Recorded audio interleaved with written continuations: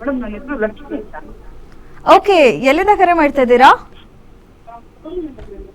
Okay, ಸ್ವಲ್ಪ ಜೋರಾಗಿ ಮಾತಾಡಿ. ಯಾರ ಬಗ್ಗೆ ಕೇಳಬೇಕು? ಡೇಟ್ ಆಫ್ ಬರ್ತ್ ಹೇಳಿ ಅವ್ರದ್ದು. ನನ್ನ ಮಗನ ಸೊಸೆ ಬಗ್ಗೆ ಕೇಳಬೇಕು ಮೇಡಮ್. ಮಾತಾಡ್ತಾ ಇರೋದು ಕೇಳಿಸ್ತಾ ಇಲ್ಲ, ಸ್ವಲ್ಪ ಜೋರಾಗಿ ಮಾತಾಡಿ. ಟಿವಿ ವಾಲ್ಯೂಮ್ ಮ್ಯೂಟ್ ಮಾಡಿ ಮಾತಾಡಿ. ಹಾ, ಹೇಳಿ. ಇವಾಗ ಕೇಳಿಸ್ತಿದೆ ಮೇಡಮ್? ಹಾ, ಕೇಳಿಸ್ತದೆ. ಹೇಳಿ date of birth. Date of birth ಗೊತ್ತಿಲ್ಲ ಮೇಡಮ್, ಅವ್ರದ್ದು ಮದುವೆ ಆಗಿರೋ ಟೈಮಿಂಗ್ಸ್ ಗೊತ್ತಿದೆ ನಮಗೆ. ಅವ್ರ ಹೆಸರು ಹೇಳ. ನನ್ನ ಮಗ ಮತ್ತೆ ಸೊಸೆ. ಓಕೆ, ಏನ್ ಪ್ರಶ್ನೆ ಇದೆ ಕೇಳಿ, ಮಾತಾಡಿ. ಮೇಡಮ್ ಇದ್ದಾರೆ. ಮೇಡಮ್ ನಮಸ್ತೆ. ನಮಸ್ತೆ ಮೇಡಮ್, ನನ್ನ ಹೆಸರು ಲಕ್ಷ್ಮಿ ಅಂತ. ಹಾ, ಹೇಳಿ ಮೇಡಮ್. ನಿಮ್ಮ ಮಗನ ಡೇಟ್ ಆಫ್ ಬರ್ತ್ ಗೊತ್ತಿಲ್ವಾ ನಿಮ್ಗೆ? ಇಲ್ಲ ಮೇಡಮ್, ಅದು ಡೇಟ್ ಆಫ್ ಬರ್ತ್ ಗೊತ್ತಿಲ್ಲ. ನಾನು ಮದುವೆ ಆಗಿದ್ದ ಟೈಮಿಂಗ್ಸ್ ಹೇಳ್ತೀನಿ ಮೇಡಮ್. ಹೇಳಿ. 6/5/2011 ಮೇಡಮ್. 6/5/2011. ಹಾ, 11 ಮೇಡಮ್. 12:30ಕ್ಕೆ ದಾರಿ ಆಗಿದ್ದು ಭಾನುವಾರ ಮೇಡಮ್. ಆಯ್ತು. ಅವ್ರ ಬಗ್ಗೆ ಒಂದ್ ಸ್ವಲ್ಪ ಹೇಳ್ಬೇಕಾಗಿತ್ತು ಮೇಡಮ್. ಯಾಕೋ ಅವರಿಬ್ರು ಹೆಂಗಿದ್ರು ನೋಡಿ, 6ನೇ ತಾರೀಕು ಮದುವೆ ಆದರೆ 6ನೇ ತಾರೀಕಲ್ಲಿ ಮದುವೆ ಆದರೆ ಮದುವೆ ಆಗಿದ್ದು 1 ವರ್ಷನೋ 2 ವರ್ಷದೊಳಗಡೆನೋ ಮನೇಲಿ ಸೂತ್ಕಗಳು ಬರುತ್ತೆ ಅಂತ ಹೇಳ್ತೀವಿ. ಹಾಗಾಗಿದೆಯಾ ಏನಾದರೂ? ಇಲ್ಲ ಮೇಡಮ್, ಆ ಥರ ಏನು ಕುಟುಂಬದಲ್ಲಿ ಯಾರಾದರೂ ಡೆತ್ ಆಗಿದ್ರಾ? ಇಲ್ಲ ಮೇಡಮ್, ಆ ಥರ 1 ವರ್ಷ 2 ವರ್ಷದಲ್ಲಿ ಯಾರು ಆ ಥರ ಆಗಿಲ್ಲ ಮೇಡಮ್. ಹಾ, ಮದುವೆ ಆಗಿದ್ದ ವರ್ಷದಲ್ಲಿ? ಇಲ್ಲ ಮೇಡಮ್, ಆ ಥರ ಏನು ಇಲ್ಲ. ಮನೇಲಿ ಏನಾದರೂ ಕ್ರ್ಯಾಶ್ ಆಗಿ ಯಾರಾದರೂ ಪಾರ್ಟೇಷನ್ನು ಡಿವೈಡ್ ಏನಾದರೂ ಆಯ್ತಾ? ಅದೇ ಗಲಾಟೆಯಾಗಿ ಸ್ವಲ್ಪ ನನ್ಗೂ ನಮ್ಮ ಮಗನಿಗೂ ಸ್ವಲ್ಪ ಗಲಾಟೆಯಾಗಿ ಮನೆ ಬಿಟ್ಟು ಸ್ವಲ್ಪ ಮನೆ ಬಿಟ್ಟು ಹೋದ್ರಾ?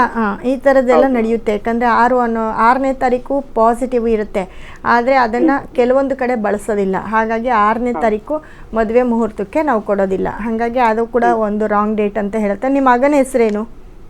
ರಮೇಶ್ ಅಂತ ಮೇಡಮ್. ತುಲಾ ರಾಶಿನಾ? ಹೌದು ಮೇಡಮ್. ಹಾಂ, ನಿಮ್ಮ ಮಗಂದು ತುಲಾ ರಾಶಿ. ಸೊಸೆ ಹೆಸರು ಶೋಭಾ ಅಂತ ಮೇಡಮ್. ಶೋಭಾ ಸೊಸೆ. ಸೊಸೆ ಹೆಸರು ಶೋಭಾ ಅಂತಂದರೆ ಮಕರ ರಾಶಿ ಬರುತ್ತೆ.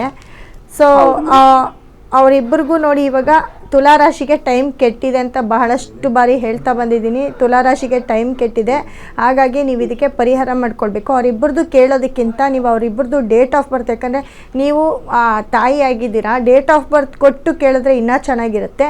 ಸೊ ಅವರಿಬ್ಬರು ಕ್ರ್ಯಾಶ್ ಆಗೋದಿರ್ಬೋದು. ಇಲ್ಲ ಮೇಡಮ್, ನಮ್ಮ ಹತ್ರ ಅವ್ರದ್ದು ಅದೇನೇ ಇವಾಗ ನೋಡಿ ಮೇಡಮ್, ನಿಮ್ಮ ಮಗನ ಜಾತಕ ತುಲಾರಾಶಿ ಅಲ್ವಾ? ತುಲಾರಾಶಿ ಅವ್ರಿಗೆ ಟೈಮ್ ಬ್ಯಾಡ್ ಆಗಿದೆ ಮೇಡಮ್. ಯಾಕಂದರೆ ಗುರು ದೃಷ್ಟಿ ಬೀಳೋದ್ರಿಂದ ಎಲ್ಲೋ ಒಂದು ಕಡೆ ಮನೇಲಿ ಕ್ರ್ಯಾಶಸ್ಸು, ತಂದೆ ತಾಯಿಯಿಂದ ದೂರ ಆಗೋದು, ಗಂಡ ಹೆಂಡತಿ ಕಿತ್ತಾಡೋ ಅಂಥದ್ದು, ಡೈವರ್ಸ್ಗೆ ಹೋಗೋದು, ಕೋರ್ಟು ಕೇಸ್ ಆಗೋದು, ಇವೆಲ್ಲವೂ ನಡೀತಾ ಇರುತ್ತೆ. ಇವೆಲ್ಲವೂ ನಿಮಗೆ ಆಗಬೇಕು ಅಂತ ಇಲ್ಲ. ಇದು ಯಾವುದ್ರಲ್ಲಾದರೂ 1-2 ನಿಮ್ಗೆ ಆಗಿರ್ಬೋದು. ಹಾಗಾಗಿ ಸೊ ಅದಕ್ಕೆ ನೀವು ಪರಿಹಾರ ಮಾಡ್ಕೊಳ್ಬೇಕಾಗತ್ತೆ.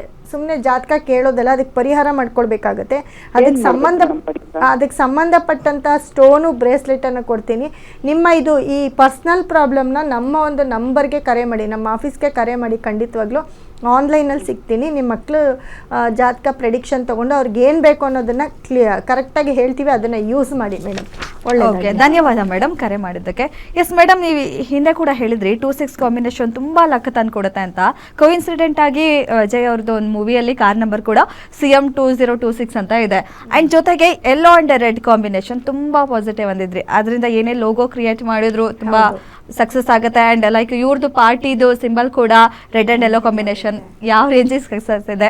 ಸೊ ಏನು ಹೇಳ್ತೀರಾ ಇದ್ರ ಬಗ್ಗೆ? ನೋಡಿ, ಮೊದಲಿಗೆ ನಮ್ಮ ಕರ್ನಾಟಕದ ಧ್ವಜ ಕೂಡ ಯೆಲ್ಲೋ ಮತ್ತು ರೆಡ್ ಇರುತ್ತೆ. ಅದು ನಮಗೆ ತುಂಬ ಪಾಸಿಟಿವ್ನ ತಂದುಕೊಟ್ಟಿದೆ. ಯಾಕಂದರೆ ಎಲ್ಲರ ಒಂದು ಇದ್ರದ್ದು ಧ್ವಜ ಬೇರೆ ಬೇರೆ ಇರುತ್ತೆ. ಮತ್ತು ಈ ವರ್ಷಕ್ಕೆ ಬ್ಲ್ಯಾಕ್ ಅನ್ನೋ ನಂಬರು, 8 ಅನ್ನೋ ನಂಬರು, ಅದೇ ರೀತಿ ಕಪ್ಪು ಬಣ್ಣ ಕೂಡ ತುಂಬ ಅಪೋಸಿಟ್ ಅಂತ ಹೇಳಿದೆ. ಬ್ಲ್ಯಾಕ್ ಕಲರ್ ಕಾರ್ ಆಗಿರ್ಬೋದು, ಆ ಕಪ್ಪು ಬಣ್ಣವನ್ನು ಎಲ್ಲೇ ಉಪಯೋಗಿಸಿದ್ರು ನೆಗೆಟಿವ್ಸ್, ಸಕ್ಸಸ್ ಕಮ್ಮಿ ಅಂತ ಹೇಳಿದೆ. ಅದೇ ರೀತಿ ಅವರ ಅಪೋಸಿಷನ್ ಪಾರ್ಟಿ ಅವರು red and black, white and black ಅನ್ಸುತ್ತೆ.